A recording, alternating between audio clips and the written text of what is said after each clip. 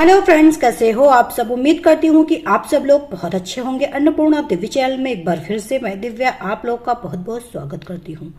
दोस्तों, आज की वीडियो में हम लोग देवरानी जेठानी की प्रेम की कहानी को सुनेंगे कि देवरानी जेठानी में कितना प्रेम था। उम्मीद है कि ये कहानी आप लोग को बहुत पसंद आएगी। वीडियो थोड़ा सा भी पसंद आए, कहानी थोड़ी सी भी अच्छी लगे, वीडियो को लाइक कीजिएगा। चैनल पे पहली बार विजिट कर रहे हैं तो मेरे अन्नपूर्णा दिव्य चैनल को सब्सक्राइब कीजिएगा और इस कहानी को ज्यादा से ज्यादा शेयर कीजिएगा ताकि ये रोचक कहानी आप लोग के फ्रेंड्स एंड फैमिली तक भी पहुंच जाए शेयर के माध्यम से। तो चलिए फिर शुरू करते हैं।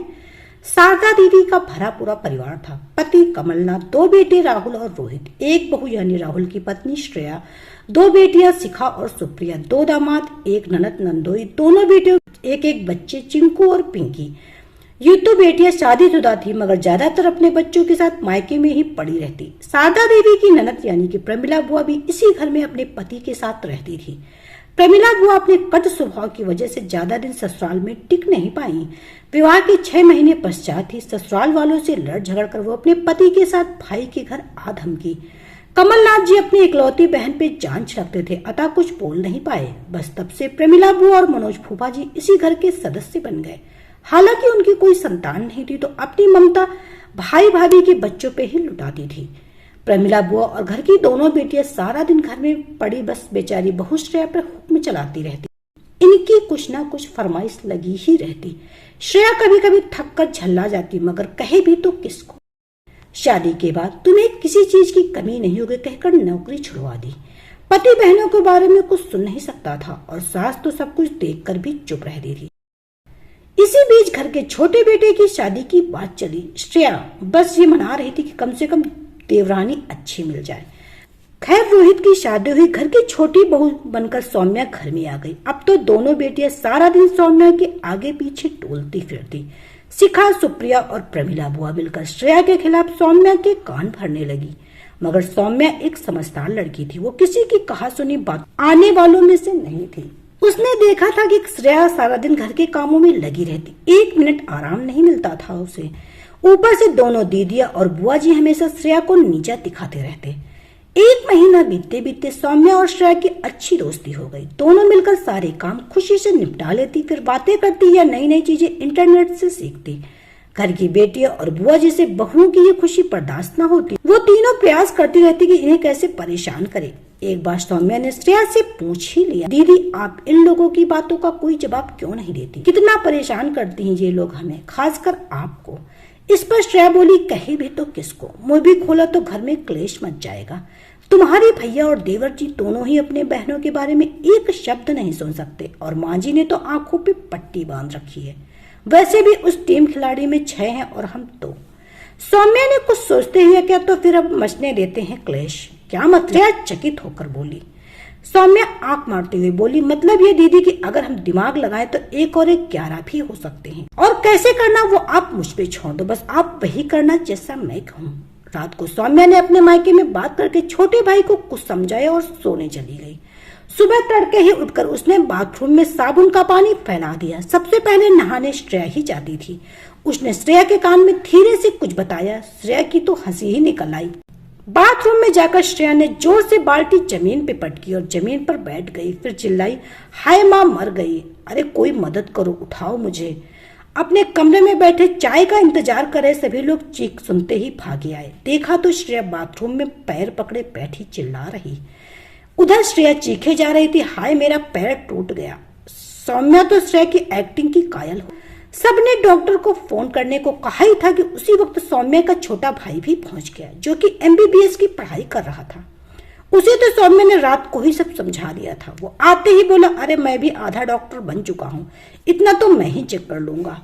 आधे डॉक्टर साहब ने हल्का फुल्का इधर उधर पैर घुमा के देखा और घोषित कर कि जबरदस्त मोच आ गई है, कम से कम 10 दिन तो बिस्तर से पैर नहीं उतारने चाहिए। कुछ दवाएं भी बता दी, मलहम लगाने और गर्म पट्टी बांध कर रखने का निर्देश दिया। अचानक शारदा देवी को ध्यान आया तो पूछ, बेटी बेटा सुबह सुबह यहाँ कैसे?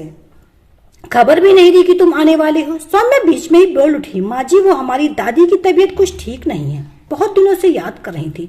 कल रात को ये भाई ने फोन पे बताया था कि वो लेने आएगा, मगर सुबह आप सबको बताने का मौका ही नहीं मिला। सौम्या आगे बोली, अब मुझे तो 4-5 दिन के लिए जाना ही पड़ेगा और दीदी को भी बेड रेस्ट करना। तो क्यों ना मैं इन्हें भी रास्ते में इनके मायके छोड़ती हुई जाऊं। दीदी का मायका रास्ते में ही पड़ता है।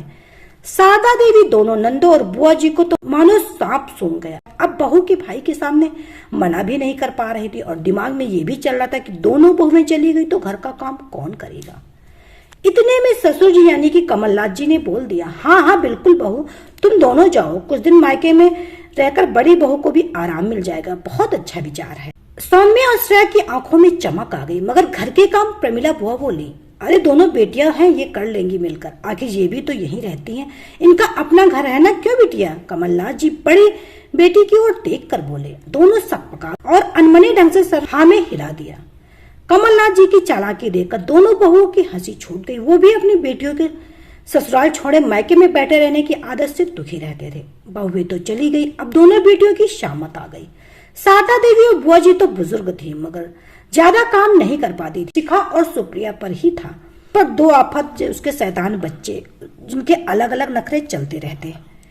इतने बड़े घर में झाड़ू पोछा, बर्तन, नाश्ता, खाना, ये सब करना आसान तो न था। बुआ जी अपनी चहेती भतीजों से अलग चिढ़ने लगी थी, क्योंकि बुआ जी कोई काम करने को कहती तो दोनों सीधे मना कर देती। 2 दिन में ही सबने हाथ खड़े कर दिए। बड़ी बेटी सुबह आकर बोली, माँ देखो ये हमारा घर नहीं है, तुम्हारी बहुएं तो मायके जाकर आराम फरमा रही, हम सब यहाँ काम कर रहे हैं, मेरा अपना भी ससुराल है, मैं कब तक यहाँ रहूंगी। ये सुनकर छोटी बेटी भी, हाँ माँ मैं भी बताना भूल गई, मेरी सास भी अकेली है, बुजुर्ग है, मुझे उनकी देखभाल के लिए वापस जाना होगा आज ही।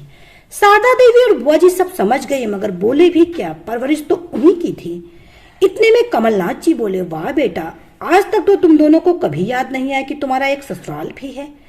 फिर अपनी पत्नी की तरफ मुड़कर बोले, देख लिया अपनी लायक बेटियों, 2 दिन भी घर नहीं संभाल सकी, और जो बहुएं घर की जान है, तुम लोगों ने मिलकर उन्हें हमेशा परेशान ही किया।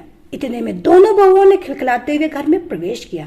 सब हैरान हो गए। बुआ जी आश्चर्य से बोली, बड़ी तुम्हारा पैर ठीक हो गया। इस पर दोनों बहुओं ने कान पकड़ते हुए कहा, माफ कर दीजिए, हमने बस नाटक किया था ताकि आप सभी को एहसास हो कि हम भी इंसान हैं, हम भी थक जाते हैं।